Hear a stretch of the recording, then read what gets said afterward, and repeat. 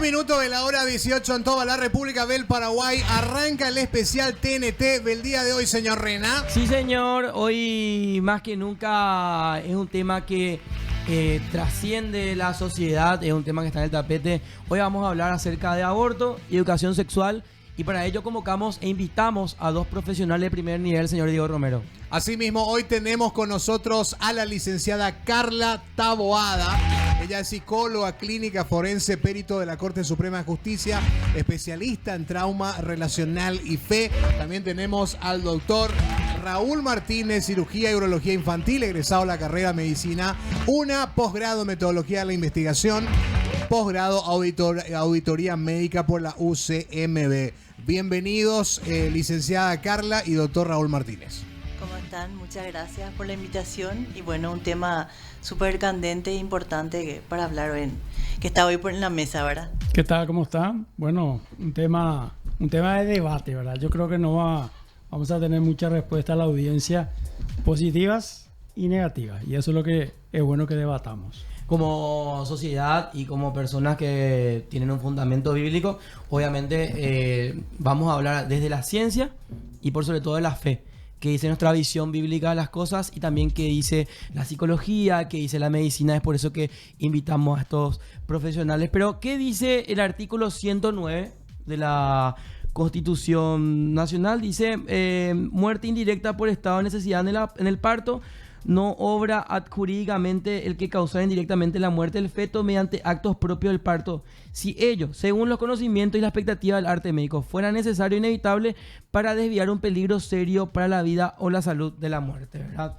Si bien es cierto, hoy se debate mucho, pero la gente tiene que entender también de dónde parte la vida, porque justamente tenemos algunos modelos, por ejemplo de Argentina, que le cambiaron cuerpo gestante, no gestante. Pero la pregunta va a ir para los dos y nos gustaría que los dos respondan de acuerdo a su punto de vista. ¿Cuándo comienza exactamente la vida humana? ¿Y qué dice la Biblia y la ciencia con respecto a eso? Bueno, te voy a hablar científicamente porque es muy interesante.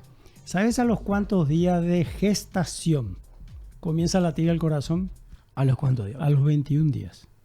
O sea, si una persona, supongamos que se embaraza a los 14 días de su menstruación, que es la fecha más o menos que está ovulando, antes de que sepa que está embarazada, supongamos, vamos a poner un matrimonio, ¿verdad? Todo bien, están esperando criatura espectacular. Antes de que ellos sospechen que está embarazado, el corazón ya está latiendo. Claro, porque a los 14 días se embaraza. Normalmente la mujer espera ¿cuánto, licenciada? 2 meses para hacerse un test de embarazo, ¿verdad? Claro, a los 1 mes y días, ¿verdad? Uno ya empieza a sospechar. Bueno, porque 1 mes y días de que no le viene la menstruación. Quiere decir que 15 días después de la ovulación, la mujer podría comenzar a sospechar que está embarazada. Sí. 6 días después ya le comenzó a latir el corazón al bebé. Entonces, yo creo que la respuesta cae de maduro. ¿Sabe a los cuántos días las neuronas cerebrales ya están funcionando en un bebé? A los 40 días. O sea que, volvemos a lo mismo. Casi al mismo tiempo que la mujer sospecha que está embarazada, el cerebro de la criatura ya está emitiendo ondas cerebrales. No sé, yo creo que más claro agua, ¿verdad? O sea que cuando vos vas a abortar un niño, para que vos te enteres que estás embarazada y quieras abortar, tuvieron que haber pasado por lo menos 2 meses de tu embarazo. ¿Verdad? Así es, ¿verdad? Así mismo. Sí. Quiere decir que cuando vos tenés la decisión de abortar, sea cual sea el motivo, podemos discutir después, no solamente el corazón del bebé ya está latiendo, su cerebro ya está funcionando. Entonces, ya tiene un ADN. El que vos me digas que todavía no es un ser que como diría antes, pamplinas, ¿verdad? Yo creo que más que maduro de que es un ser humano, ¿verdad? Y médicamente podemos discutir si estamos de acuerdo o contra el aborto, pero lo que no podemos dejar de discutir es que estamos matando a un ser vivo, categórico. Entonces, la discusión no tiene que partir si es un ser vivo o no es un ser vivo, sino yo estoy dispuesto a matar o no matar a una persona. Esa es la discusión, para mí. Sí, así mismo. Aparte, es un ser vivo independiente a la madre. ¿verdad? Porque también está en discusión, ¿verdad? La madre dice, es mi cuerpo, yo hago lo que quiero con mi cuerpo, ok. Pero el hijo, el bebé que está adentro no es parte de sí, de esa mamá. Tiene un ADN, tiene un cerebro, tiene una vida diferente. Aunque esté ahí, tiene unas características diferentes. Entonces, como dice el doctor, estás matando, en defensa de tu cuerpo, le estás matando a otro ser. ¿Y cuál sería una respuesta ante un debate, verdad? Porque las construcciones sociales también forman parte de cierto tipo de debate. Nosotros tenemos una postura y hay gente que defiende esto y tiene otra postura. ¿Cuál sería una respuesta respetuosa justamente ante esa afirmación? Es mi cuerpo, mi decisión y tomo esta decisión para salvarme a mí, teniendo en cuenta que se niega lo que estaba diciendo el doctor, ¿verdad? Porque es lo que ellos afirman, un grupo de la sociedad, ¿verdad?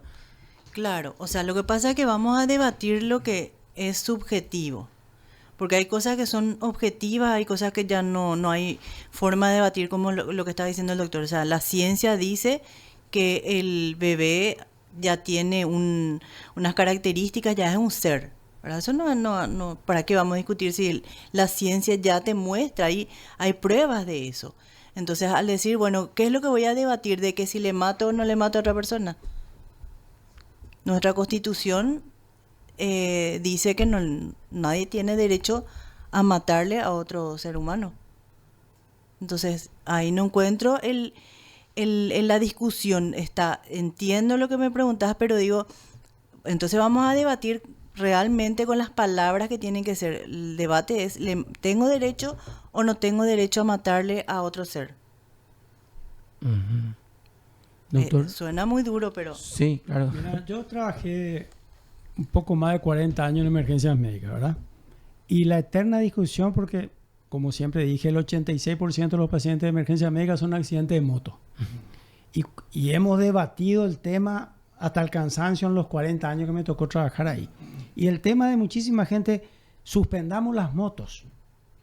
No, el problema no es la moto, el problema es el que se sube en la moto. ¿Qué le falta al que se sube una moto? Educación vial. Que le enseñen cómo se conduce.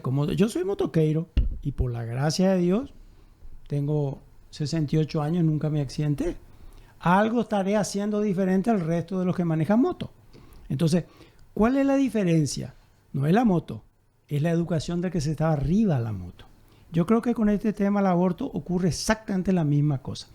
Yo escuché el debate cuando... los pañuelos verdes en la Argentina, ¿se acuerdan ustedes? Bueno. Mira, había un periodista excelente, yo no le conozco, no sé si su punto de vista es cristiano o no es cristiano, que comenzó a entrevistar a la gente en la calle. Le entrevistó a dos chiquilinas de 14 años que estaban con su pañuelo verde, qué era el aborto. No tenían ni idea de qué era la gestación, pero ellas estaban con su pañuelo verde. Entonces, ¿cuál es el problema del aborto? La educación es, porque vos vas a poner el aborto y no vas a evitar la violación de las niñas, que las niñas tengan relaciones sexuales a la edad que tienen relaciones. No lo vas a evitar. Como no evitas el accidente de moto cancelando la venta de moto. Entonces, si vos no tenés una educación sexual propiciada por el Estado, fuerte, potente. Mira, volvamos a la moto. Toda mi vida mi planteamiento fue, llega una criatura accidentada de moto, hay una fiscalía del menor, los padres tienen que ir presos por exposición al peligro de la criatura. Nadie se anima a hacerlo. Meté 5 o 6 padres presos y va a ver que sacaban la moto a los niños. Y hacerlo público. Lo mismo con esto. Hacer una educación sexual seria, propiciada por el Estado, que la sociedad lo entienda. Y vas a ver que las cosas van a cambiar. No vas a evitar el aborto liberando, o sea, no vas a evitar el embarazo de las niñas oficializando el aborto. No lo vas a evitar. Porque el problema va mucho más allá de si la nena fue abusada o no fue abusada. El problema es un problema de educación. Vamos a tener siempre los degenerados educados igual. Pero ese no es el mayor problema de fondo. No es el problema de fondo. A mí me tocó en un hospital, yo soy cirujano de niños, vino una bebé junto a mí, bebecita, con 2 nenas. y ninguna sabía lo que tenía el bebé. Y le pregunto, ¿quiénes son ustedes? Y me dice la más chiquitita, yo soy la mamá. ¿Y vos quién sos? La abuela. ¿Cuántos años tenés? 14. Y la abuela, 28. Quiere decir que a los 13 años, tanto la mamá de la bebé como la abuela de la bebé se habían embarazado a los 13 años. ¿Y qué me va a decir? ¿Todas son violadas? No, es una ignorancia completa sobre lo que es un embarazo, sobre lo que es educación sexual. Entonces, eso es lo que tenemos que atacar. No si el aborto debe legalizarse o no legalizarse. No sé qué dice la licenciada. Yo creo que no se va a resolver el problema legalizando el aborto. Claro. Mira que todavía no entramos en lo espiritual. Claro. Igual cuando hablamos de relaciones sexuales siendo menores de 18 años es un abuso. Es un abuso. Es un abuso, Bueno, ¿verdad? pero partimos de la base que la gran mayoría de las nenas Sí. no son abusadas. Claro. Ellas mismas buscan su relación sexual. Claro, pero igual sigue siendo un abuso. Tipo, porque no, Sí. a lo mejor no tiene consentimiento de la Claro. ignorancia, pero sigue siendo un abuso. Es un abuso y muchas de esas nenas no saben que están siendo abusadas. ¿Por qué? Por falta de educación. Y educación sexual en la familia luego. Justamente tuve un caso una vez, ¿verdad? Donde una nena, una jovencita de 12 años, una nena, había sido abusada y tu mamá te habló. Sí, me habló, me dijo, sí, el día que yo pase por un abuso yo tengo que contarle a mi mamá. Ah, ok. Y le contaste a tu mamá, no, pero yo no sabía que eso era abuso. ¿Y tu mamá no te explicó que eso era abuso? No, me dijo el día que pase por un abuso, pero no me dijo lo que era abuso. Claro, el concepto de abuso estaba trastocado. Claro, o sea, no sabía. No hay educación sexual en las familias. No se habla, no hay comunicación, de hecho, ¿verdad? Entre padres e hijos. Entonces, el aborto causa un trauma. Entonces, legalizar, o sea, es tratar de tapar el sol con un dedo. Así mismo. Sí, así mismo. Yo creo que legalizar el aborto es sacarte un problema de encima. Y traer otros problemas. Claro, por supuesto. Pero yo como gobierno, ante la presión, legalizo el aborto y se acabó, ¿verdad? Como igual el matrimonio igualitario, la misma cosa. Lo legalizo para evitarme los problemas. Evitarme manifestaciones, evitarme la pañuelada verde y toda la sarta de tonterías que ocurren en los países limítrofes. Cuando hay una cuestión también que existe abusos registrados y en esta última etapa de la historia del país van en aumento o son más mediáticos y bueno, son emblemáticos para cierto tipo de causas. Y se habla mucho de la interrupción del embarazo o el aborto, mejor dicho, ¿verdad? Cuando ocurre este tipo de situaciones. Nosotros, desde el punto de vista bíblico, cristiano, ¿qué alternativa podemos dar con respecto a ese tipo de situaciones? O cómo también se explica desde el punto de vista científico y médico, ¿verdad? Mira, yo voy a decir algo. El tema es que cuando hay un abuso sexual dentro de la familia, todos necesitan un apoyo emocional, un apoyo psicológico, también una contención espiritual. No solamente la víctima, entre comillas, toda la familia necesita ese apoyo. Los padres no saben qué hacer cuando se enteran, por ejemplo, que su hija fue abusada, no saben qué hacer. Hay que también tener un apoyo para la familia. ¿Qué vamos a hacer? Porque es una situación traumática, ¿entendés? Y esa es la solución, ¿verdad? Y voy al caso de esta niña que hace unos días, Melania, que dice su papá, yo pedí un aborto pedí para ella, ¿verdad? Primero... Fernanda, eso, No, Melania. Okay. Entonces, primero, ¿verdad? El aborto, o sea, ya esta nena pasó por un trauma inmenso que es el haber sido abusada. Ellos saben quién fue el abusador y todo. Ya pasó por ese trauma. No sé si la nena tenía una contención psicológica. No sé si la familia tenía contención psicológica. Imagínese hacerle pasar por un aborto tras esta nena de 13 años. Porque el aborto es y el doctor va a saber, es algo médico y es muy invasivo. Es un riesgo. Dijo el papá, yo probablemente, o sea, yo le iba a tener todavía, si se le hacía el aborto, le iba a tener todavía a mi hija acá. Y no sé. Porque justamente estaba leyendo, investigando las causas de muertes maternas. Y las causas de muerte materna no son el aborto. Son la hipertensión, son, por ejemplo, el hecho de que la mamá no se haya ido a hacerse los estudios durante el embarazo.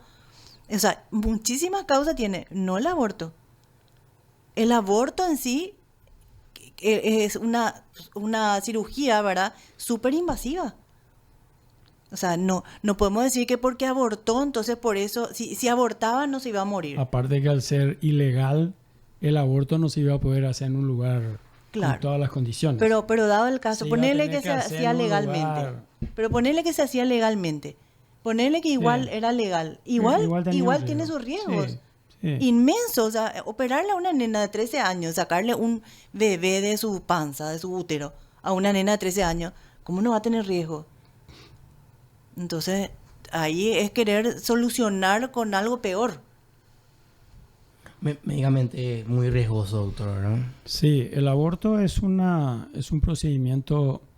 Yo he hablado con muchas mujeres que abortaron, adultas, algunas colegas mías, y no solamente le quedó un trauma físico, sino un trauma psicológico de por vida. La mujer que abortó nunca se olvida que abortó, pese a que ella misma aceptó el aborto, ¿verdad? Allí en el fondo del subconsciente quedó algo que decía, me arrepiento de haber abortado, ¿verdad? Entonces, no es un tema sencillo y no es un tema para discutir con ignorantes. Ignorantes médicos, ignorantes psicólogos, ignorantes espirituales. No es un tema para debatir así. Es un tema para un debate serio en donde se ponga sobre la mesa cuál es la verdadera postura, la mejor postura para la criatura. Mira, el embarazo de las niñas no es una cosa nueva mediática. El embarazo de las niñas es una cosa muy antigua en el Paraguay. Acordate que acá una familia rural duermen todos juntos. Culturalmente. El hacinamiento, ¿verdad? Un hacinamiento y el papá borracho llega a la casa y se acuesta con la primera que encuentra. Y esto es muy frecuente. Yo te digo, a mí me ha tocado demasiado mucho tiempo trabajar en la medicina y en la medicina pobre. Y vos ves llegar niñas embarazadas por su papá, por su abuelo, ¿entendés? Por hermanos. Y no lo ven. Hay colonias donde el abuso a las niñas está casi visto como una cosa rutinaria que ocurre, ¿entendés? Entonces, vos le vas a legalizar el aborto, pero inclusive aunque lo legalices, a esas localidades no va a llegar el aborto. Porque el aborto va a quedar otra vez como una exclusividad de la clase media, media alta, que tenga acceso a un lugar donde encuentre una psicóloga que le explique, porque no es que cualquiera va a abortar. Va a tener que ir a una psicóloga que le explique, a un hospital capacitado para abortar. Entonces, lastimosamente, esas niñas que queremos proteger no van a tener las posibilidades de abortar si es que se permitiera el aborto. Esa es mi opinión, ¿verdad? Y me tocó hacer medicina cuando veíamos casos muy graves que hoy felizmente ya no vemos, ¿verdad? Pero no. Es muy antiguo en el Paraguay el embarazo de las niñas. Lastimosamente existe una cultura del abuso, ¿verdad? Por diversas cuestiones. Vamos ¿verdad? a traer lo que es la falta de educación, la Otra educación vez. sexual. Claro. La vamos a traer porque y en el interior más. La falta de educación sexual en las familias no podías hablar, pero de ninguna manera podías hablar de algo que tenga que ver con las emociones o con el sexo. No, Aparte que el papá macho del campo se acuesta con quien quiere. Claro. Y pobre de la nena o la mamá que se opone a que se acueste el papá macho con el que quiera. Esa es la cultura. Y tenés que conocer la cultura pues para discutir estas cosas. De hecho, se cree, por ejemplo, ¿verdad?, de que el hombre tiene la necesidad, luego te dicen, no, pero él necesita. Eso no es cierto. El hombre no necesita. Eso científicamente estoy hablando, no necesita. Fíjate, rodeada de hombres, ¿verdad? Pero hay una cultura muy sexualizada y obviamente, ¿verdad? Eso, porque ese es otro tema, cuál el estímulo que están recibiendo los hombres y las mujeres también, ¿verdad? Porque eso hay que tener en cuenta también la cantidad de estímulos que tenemos. Sí, hoy en día es peor. Pero fíjate una cosa interesante, licenciada. hemos tenido gobernantes abusadores de niños, de niñas, aprobados por la sociedad. Es más, no te voy a dar al aire, pero te puedo dar datos de lugares del Paraguay donde uno de nuestros presidentes se iba a buscar niñas y era un orgullo para la mamá entregarle a su niña al presidente porque con eso iban a tener manutención de por vida. Sí. Y la mamá estaba orgullosa de haberle entregado a su hija a fulano de tal. Y hemos tenido más recientemente otro presidente que se ha descubierto que tenía hijas que eran niñas, que tenía... Así mismo. Claro, lastimosamente Entonces, se normalizó la cultura del abuso, ¿verdad? Claro, es que es total, en el interior el abuso del niño es lastimosamente es casi una normalidad. Pero teniendo en cuenta, entiendo que como bandera se utiliza en muchos casos del interior, pero trayendo un poco más un contexto capitalino central, ¿verdad? Muchísimo. Teniendo en cuenta cómo en Argentina, ¿verdad? Tipo, el nicho siempre fue más Buenos Aires diciendo, bueno, mi cuerpo, mi decisión, se le cambió incluso los nombres, no es cuerpo, cuerpo no gestante, cuerpo gestante le dicen, creo que al feto le llamaban de otra manera, ¿verdad? ¿Cuáles son las consecuencias psicológicas para la nena?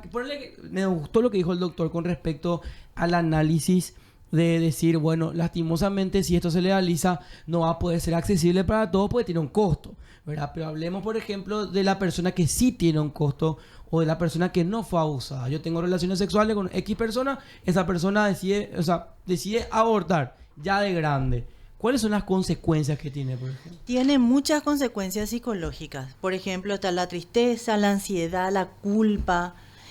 Pero hay un tema acá. Está también el factor, o sea, las consecuencias entre una persona cristiana o una persona religiosa no es la misma que una persona que no cree en nada. ¿Entiendes? Porque la persona que es religiosa sabe que eso está mal. Entonces, obviamente le va a afectar más. Porque nuestros pensamientos, o sea, nosotros lo que pensamos actúa o influencia en nuestras emociones. Si yo pienso que esto está mal, emocionalmente me voy a sentir mal. Si yo pienso que esto está bien, me voy a sentir bien. Entonces, influye mucho también mis creencias, influye el contexto. Todo eso influye para ver qué tanto me afecta. Pero, y digo, o sea, parezco ya abogada del diablo, ¿verdad? Pero porque estuve leyendo, hay estudios a nivel mundial, estudios científicos, o sea, de por ejemplo, las consecuencias psicológicas, y hay a favor y en contra. O sea, hay estudios grandes donde dicen de que no hay consecuencias y hay estudios que dicen que sí tiene consecuencias.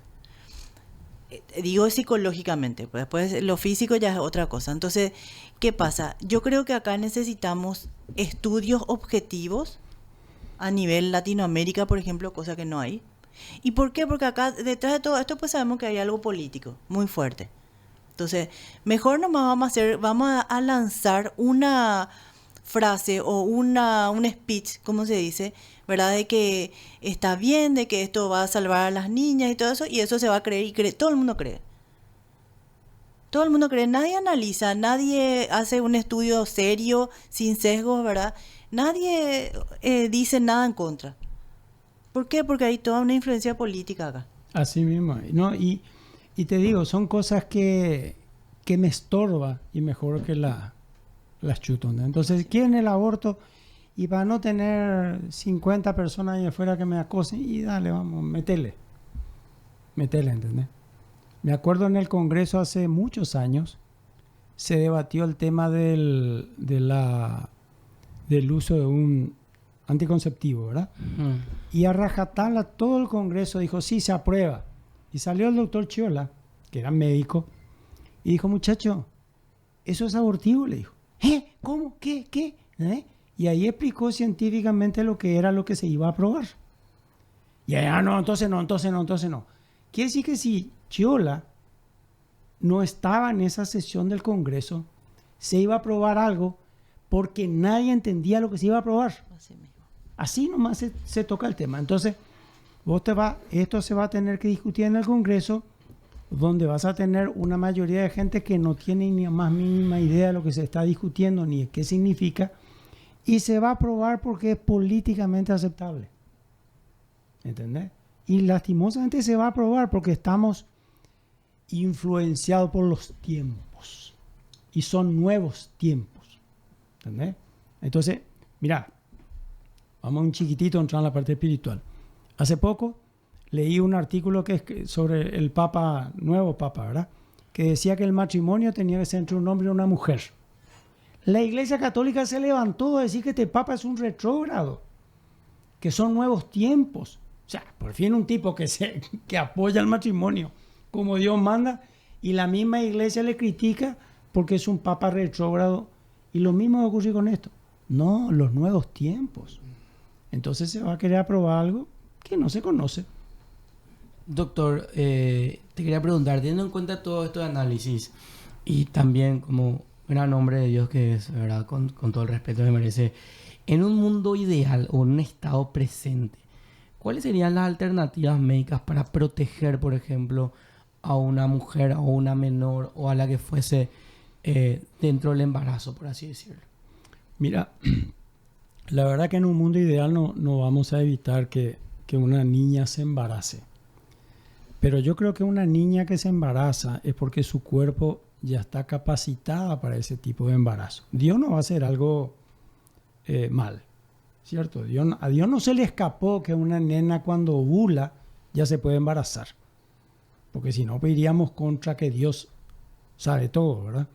Entonces, si Dios permite que una niña que ovula se pueda embarazar, es porque hay una posibilidad de que ese embarazo pueda llegar a su fin sin causarle una muerte a esa niña.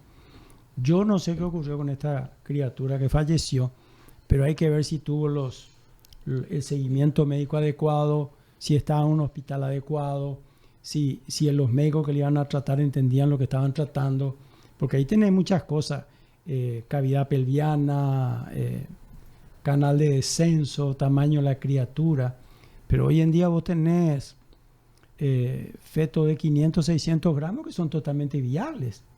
Y ahora que tenés incubadora, neonatólogos de la gran flauta en el Paraguay, vos puedes sacar un feto de 1 kilo y medio, si es una niña pequeña, y esa criatura va a vivir y la mamá va a vivir. ¿Y cuáles serían los cuidados que tendría que recibir la niña durante ese te periodo? digo, un cuidado serio en un lugar serio con profesionales serios. ¿Entendés? Ahora, si vos la dejas a esa nena en el interior o en un lugar medio apartado y la dejas que llegue a su trabajo de parto, y es muy probable que pélvicamente no va a estar en condiciones de parir. Pero si vos le tenés en un lugar cercano, un trauma abdominal, ¿verdad? Que vos sabés que hoy en día no se opera un trauma hemorrágico abdominal, pero no le vas a mandar a la casa. Vos tenés una tomografía con una rotura hepática, no le vas a mandar a la casa porque sabés que en la casa sangre y se te muere. Le vas a dejar en el hospital, y si de repente hay un sangrado más allá de lo que tiene que ser, le vas a operar en el acto y le vas a resolver su problema. Exactamente la misma cosa. Entonces, no sé qué ocurrió, no quiero entrar en juicio de valor porque no conozco el caso en detalle, pero tal vez sería bueno que este tipo de pacientes sea manejado por expertos. Desde el vamos. Ok. Bueno, tenemos muchas preguntas que hacer y bueno, te voy a un corte breve, Diego. Te voy a un corte y leemos 3 mensajes antes de ir al corte. Acá dice: hola, una niña de 3 años no está preparada para ser mamá y mucho menos pasar por el trauma de ser mamá a esa edad, dice Fernando. No digas mi nombre al aire, dice. Ni que decir la época de la dictadura, dice: mi abuela es hija de su abuelo, me dice. O sea, tira una info ahí, ¿eh? Y bueno, gente que está empezando a escribir, Rosy también, así que sigan escribiendo 0972-923923. Vamos a un corte y volvemos con el especial de TNT. Señoras y señores, 42 minutos pasaron de la hora 18. A ver, tenemos mensajes del 0972-923923. Yo creo que esta vez nos mandó terminación 061. Dice, en un mundo ideal no habría niños violados. En un mundo ideal las niñas tendrían padres que le enseñen que las relaciones íntimas Dios creó para dentro del matrimonio. Yo creo que si estar un bebé A ver, estoy tratando de... Una niña pequeña no está preparada para ser mamá. Creo que el bebé tiene que siempre ser salvado porque su valor se lo dio Dios. Creo que la iglesia tiene que despertarse y movilizarse para que más familias cristianas sanas adopten niños, por ejemplo, plantea acá. Creo que a veces hay que dejar de lado un rato el discurso anti-odio y dedicarse más a entrenar a familias en la iglesia para que acojan a los niños que necesitan. Esas mismas niñas fueron embarazadas, necesitan seguir siendo hijas. Que alguien le enseñe que el mundo que Dios hizo no es así de feo. A ver, buenas tardes, gracias por el tema que están tocando. Excelente la programación, podrían hablar acerca de la ansiedad y depresión de los hombres, por favor, gracias. Bueno, eso va para más adelante.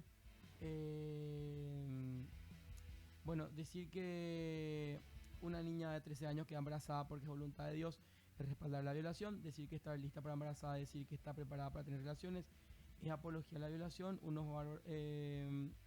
Lo que el doctor estaba planteando, ¿verdad? Gracias, Sofía, por el mensaje. Leemos todos los mensajes, ¿verdad? Lo que el doctor estaba planteando es que el cuerpo, ¿verdad? Médicamente, ¿cómo explicaste, doctor? ¿Verdad? Para que quede claro. Y del concepto de vista cristiano, pues Dios no puede hacer nada imperfecto, ¿verdad? Y si se permitió a una niña que ovule, es porque tiene que estar preparada para tener un bebé, si no, nuestro Dios es un Dios imperfecto. Yo me baso solamente en que decimos que Dios es perfecto, ¿verdad? Y que su creación es perfecta. La niña ovula a los 12 años, y si ovula es porque está preparada para recibir un espermatozoide y tener una gestación. Pero corporalmente está preparada para el proceso de embarazo. Es un abuso, ¿verdad? Pero corporalmente está preparada para resistir médicamente. Y corporalmente yo creo que está preparada si se dan las condiciones.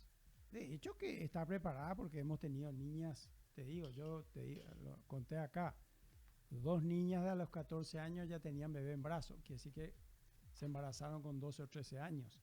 Y las criaturas estaban en los brazos, quiere decir que estaban vivas, ¿verdad? Quiere decir que habían nacido. No es el ideal, Claro. pero que en condiciones ideales se puede. Pero eso igual afecta un desarrollo físico, ¿verdad? Del bebé no. De la nena, pues sigue siendo la nena. Y va a poder tener ese bebé si se hace un curso favorable de ese bebé. Por ejemplo, supongamos que viene un feto más grande de lo habitual.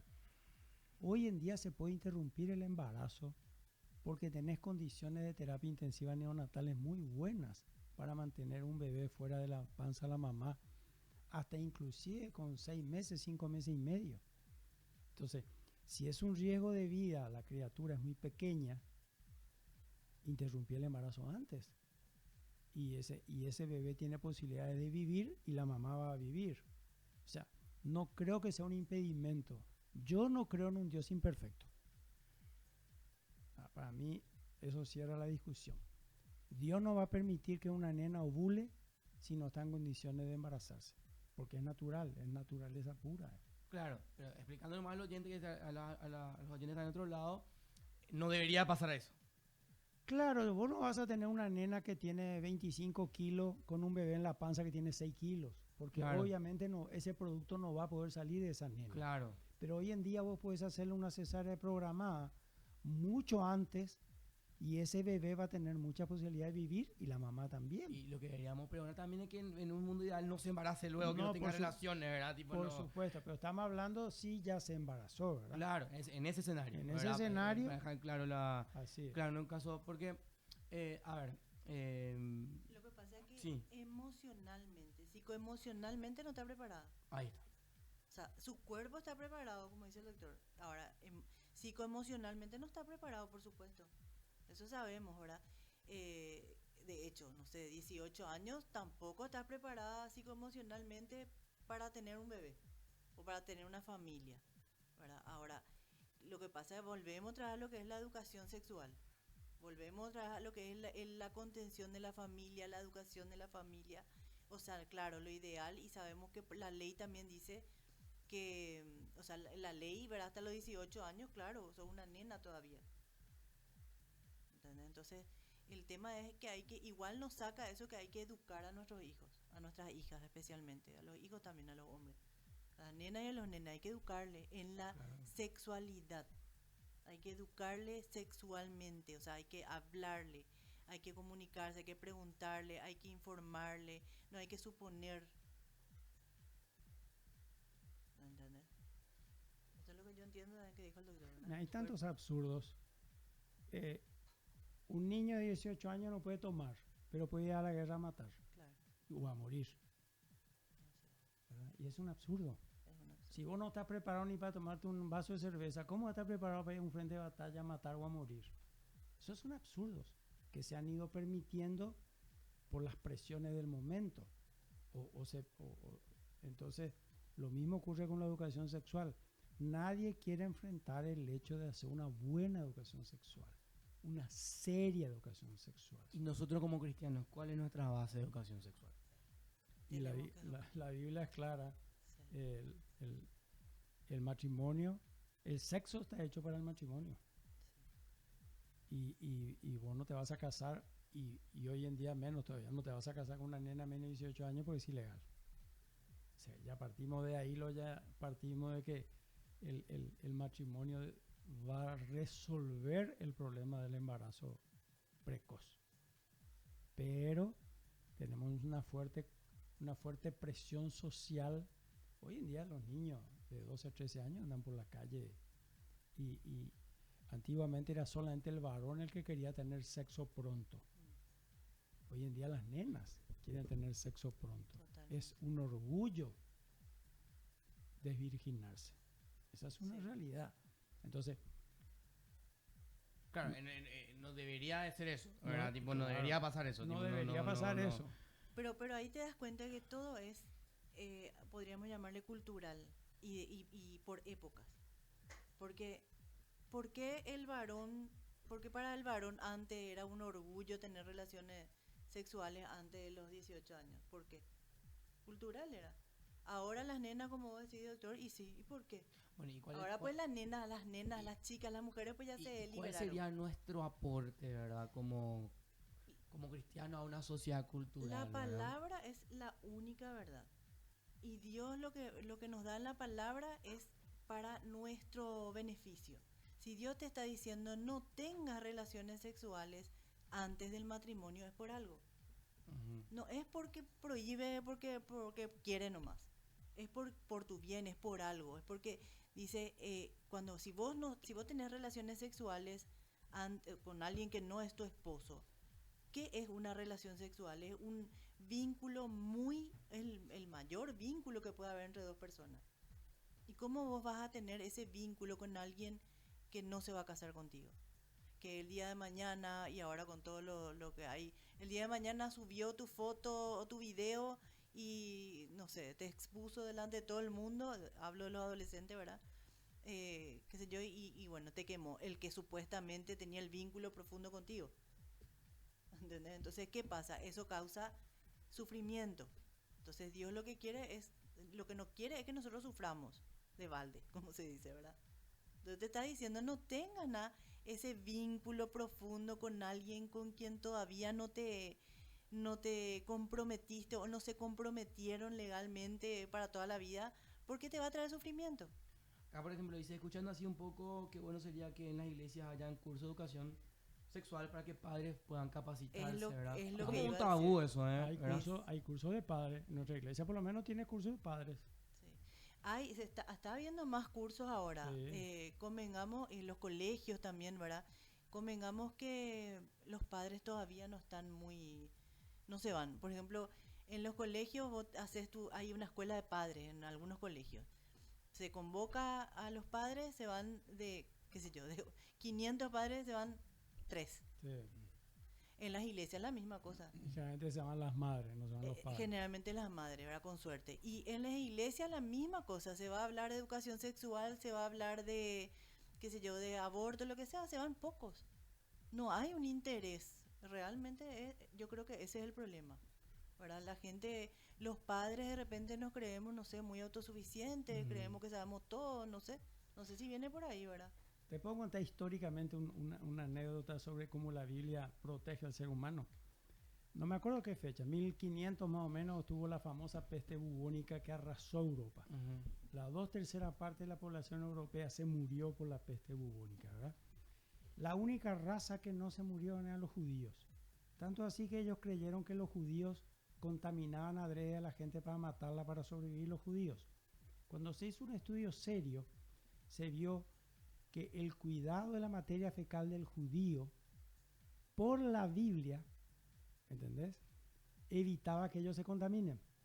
Acordate en el Éxodo, ¿verdad? Claro. Saldrás fuera al campamento a hacer tus deposiciones y enterrarás tus deposiciones. Eso protegía, había sido contra la peste bubónica. Ah, mira. ¿Entendés? Entonces el judío no se contaminó la peste bubónica porque siguió los parámetros de la Biblia que hoy en día creemos que son obsoletos. Y se salvó de ser destruido con la 2/3 parte de la población de Europa del tiempo. Lo mismo ocurre con la educación sexual. Dios no te dice no tengas relaciones fuera del matrimonio porque es un Dios caprichoso. Porque conoce las consecuencias. Y yo como médico, y estoy seguro que la licenciada como psicóloga, habrá visto las consecuencias que ocurren por no acatar un mandato bíblico. Familias destruidas, mujeres reprimidas. Se considera que 1 de cada 3 mujeres, según las Naciones Unidas Latinoamericanas, fue violada. Y uno de los grandes conflictos en el matrimonio son las relaciones sexuales. Generalmente de varones que dicen que las mujeres le temen a la relación sexual. ¿Por qué? Porque la gran mayoría fueron violadas. Entonces rechazan el sexo hasta en el matrimonio porque tuvieron una condición antes de su... ¿entendés? Antes de casarse. Entonces, no es de balde que la Biblia te dice que no tengas sexo antes del matrimonio. Te está protegiendo de algo. No es un Dios anticuado que se quedó en el tiempo. Claro. Es un Dios que conoce los tiempos y sabe que si vos seguís sus directivas, te vas a evitar un montón de problemas. Niñas embarazadas, porque vamos a ser claro acá, que se tapen el oído la chica, ¿verdad? El varón, ¿qué es lo que quiere? Cuando la hormona te comienza a decir, ¿qué es sexo? Y le va a encajar cualquier bolazo a la nena para convencerle que ese es el hombre de su vida, de que me voy a casar contigo. Lo único que quiere es acostarse contigo. Claro, y ahí tendríamos que educarle al hombre, Claro, tendría eso es que, lo que dice la licenciada. respetarle a la mujer, ¿verdad? Lógico.